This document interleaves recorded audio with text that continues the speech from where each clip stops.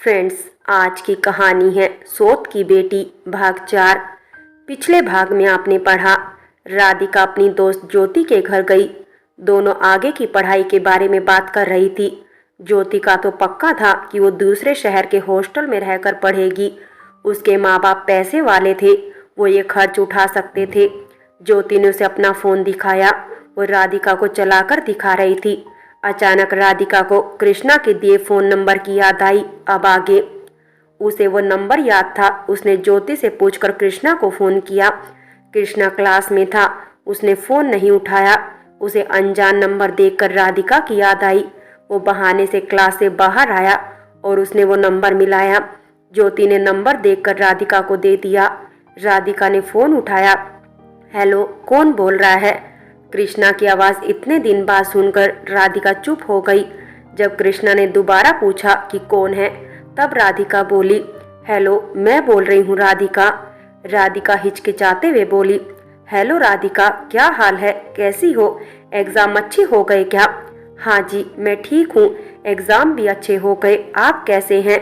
मैं ठीक हूँ, तुम्हारे फ़ोन की वेट कर रहा था। इतने दिन पहले नंबर दिया, तुम अब फ़ोन कर रही हो।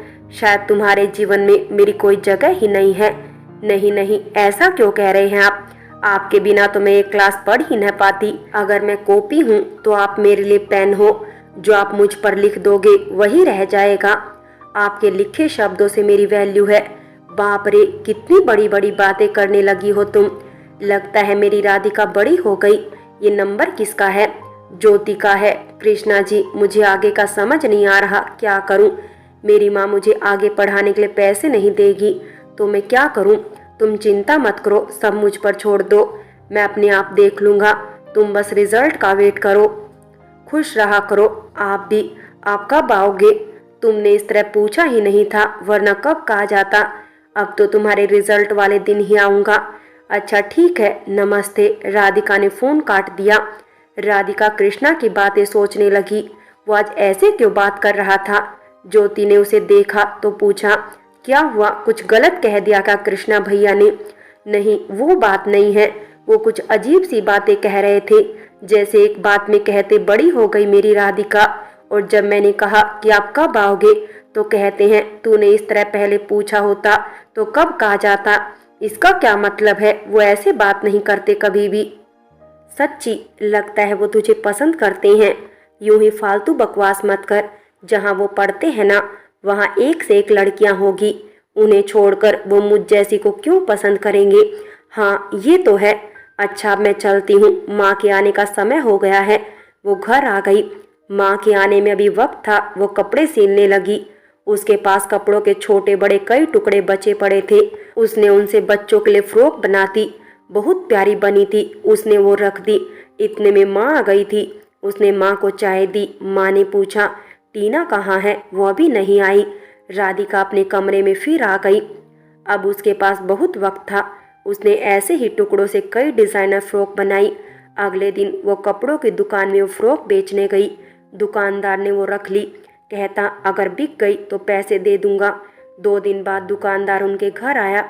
उसने राधिका को 1000 रुपये दिए और कहा कि फ्रॉक बिक गई है, तुम और बना सकती हो क्या? पैसे एडवांस में ले लो।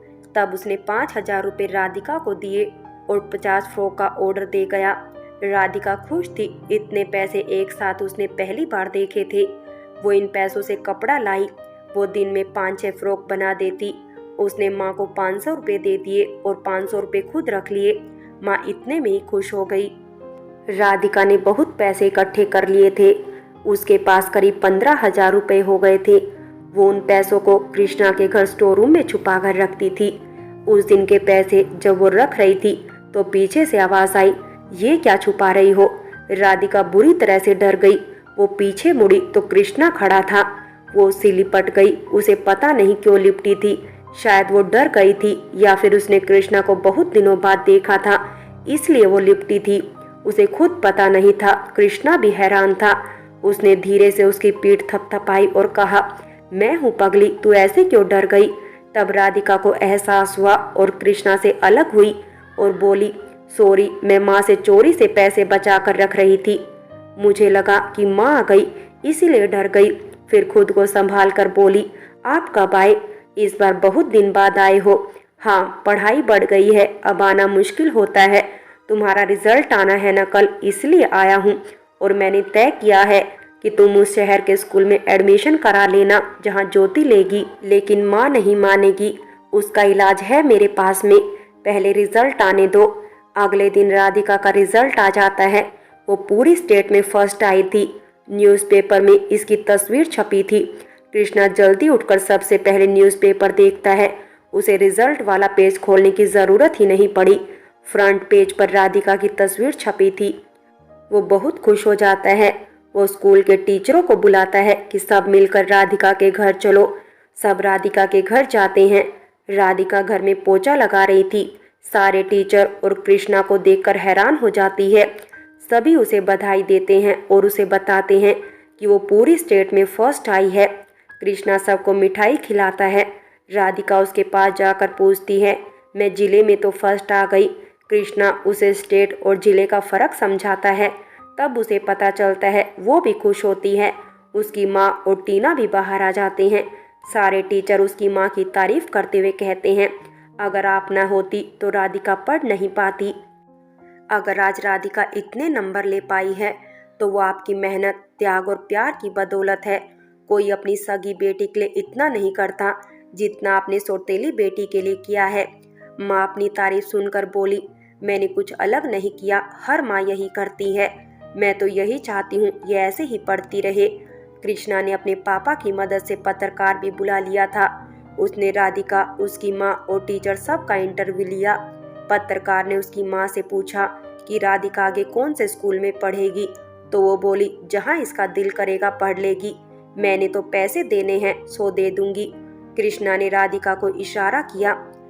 वो बोली, जी, मेरी माँ ने मुझे सपोर्ट दिया और समय दिया कि मैं पढ़ पाई। उसकी माँ की वाहवाही हो रही थी।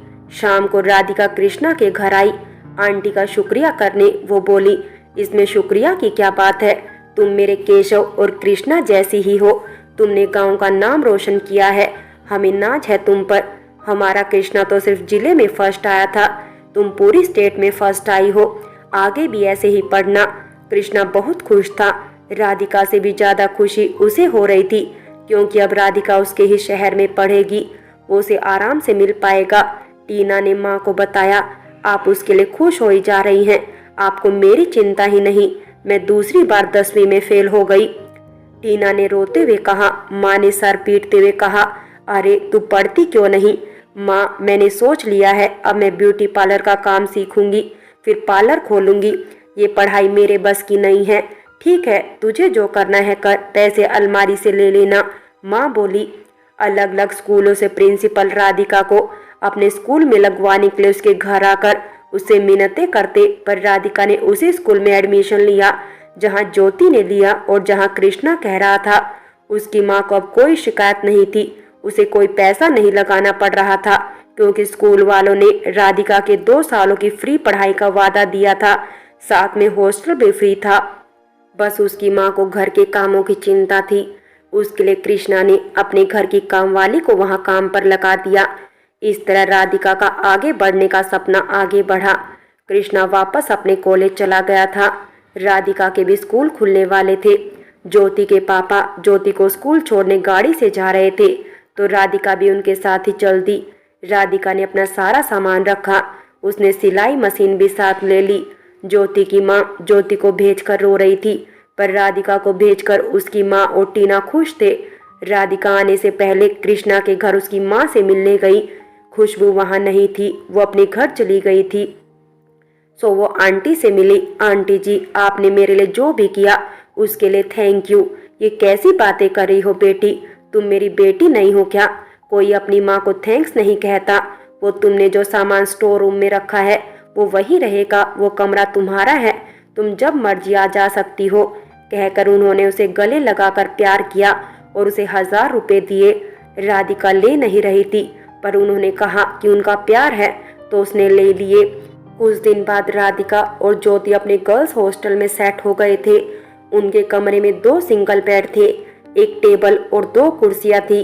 दरवाजे के सामने बालकनी का दरवाजा था और बालकनी के साथ टॉयलेट था।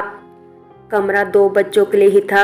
सो ज्योति और राधिका आराम से सेट हो गई। ज्योति ने नॉन मेडिकल लिया जबकि राधिका ने आर्ट्स ली, क्योंकि राधिका को इंग्लिश में इंटरेस्ट था। स्कूल में दूर दूर से लड़कियां आती थी, कुछ तो हॉस्टल में रहती थी। पहले ही दिन लड़कियां राधिका के कपड़ों का मजाक उड़ाने लगी।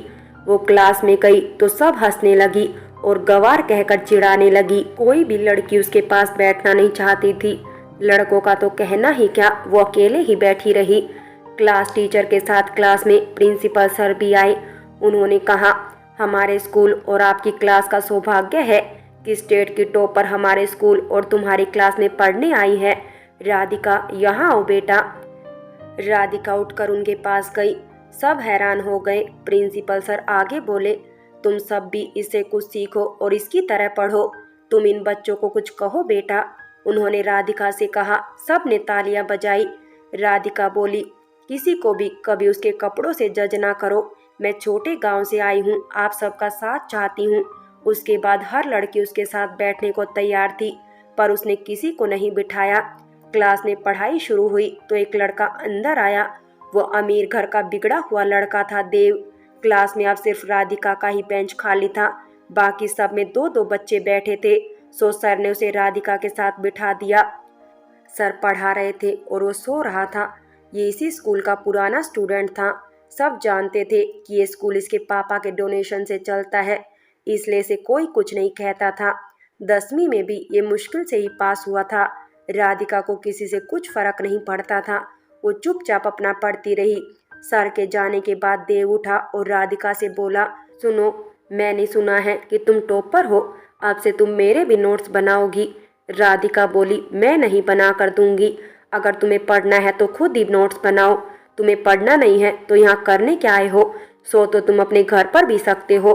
तुम्हारी हिम्मत कैसे हुई देव से ऐसे बात करने की? लोग तो इन्हें कॉपियां बनाकर देने के लिए तरसते हैं। एक लड़का बोला, तो वो बना के दे जो तरसते हैं। मैं यहाँ अपनी पढ़ाई करने आई हूँ, तुम्हारे लिए नहीं। तुम होती कौन हो? मैं आज ही सर से कहकर तुम्हें निकलवा दूंगा। तुम्हें पता नहीं ये स्कूल मेरे पापा का है। देव बोला, अगर तेरे पापा का है तो तुझे तो और भी ज्यादा पढ़ना चाहिए, ताकि लोग कहें कि स्कूल अपना होने के बावजूद लड़का इतना पढ़ता है। तुम मुझे लेक्चर मत दो। मैं अभी प्रिंसिपल सर के पास जा रहा हूँ। वो प्रिंसिपल सर के पास गया। सर, मुझे एक लड़की परेशान कर रही है। वो मुझे छेड़ रही है और कहती है मुझसे दोस्ती कर लो। मैं यहाँ पढ़ने आया हूँ, कोई ऐसे काम थोड़ी करने आया हूँ।